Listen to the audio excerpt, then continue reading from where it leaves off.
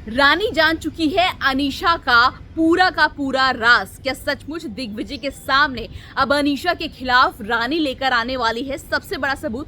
Hello नमस्कार, मैं हूं पूनम अधिकारी। स्टार प्लस के सीरियल पॉकेट में आसमां में धीरे धीरे रानी अभी समझ चुकी है कि अनीशा ही वो शख्स है जो पूरे हॉस्पिटल में घपला कर रही है।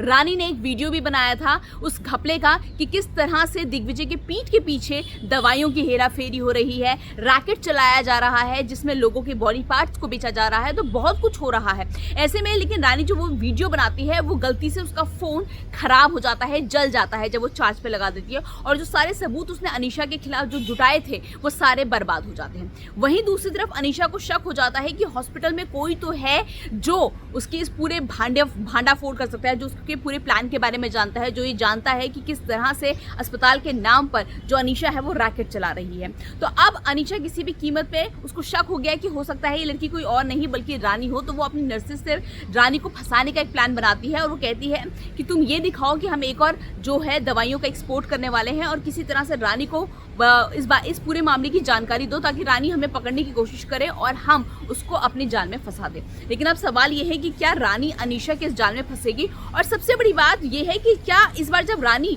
दिग्विजय के सामने अनीशा के खिलाफ सबूत पेश करेगी कि देखो ये किस तरह से हॉस्पिटल में फ्रॉड कर रही है, चीटिंग कर रही है, तो क्या दिग्विजय उस सबूतों का विश्वास करेगा? क्योंकि दिग्विजय कभी भी रानी पर विश्वास नहीं करता। दूसरी तरफ वहीं ध्वनि की वजह से दिग्विजय और रानी के बीच की जो दूरियां थी वो धीरे धीरे कम हो रही है। हमने देखा कि किस तरह से जब ध्वनि की आंखों में आई ड्रॉप डालना होता है वो बहुत ज्यादा डरी हुई होती है, तो दिग्विजय ध्वनि के पास आता है, तभी रानी भी ध्वनि के पास आती है और दोनों एक दूसरे को ऐसे देखते हैं। तो कहीं ना कहीं दोनों के बीच में जो कड़वाहट थी वो धीरे धीरे मिट रही है, जो दूरी थी वो धीरे धीरे कम होनी है। लेकिन क्या अनीशा का भांडा फोड़ हो पाएगा, ये बहुत बड़ा सवाल है। जो भी और अपडेट होगा मैं आपको यूं से बताती रहूंगी। बस तब तक हो गया, अगर नया वीडियो को लाइक शेयर, चैनल को सब्सक्राइब।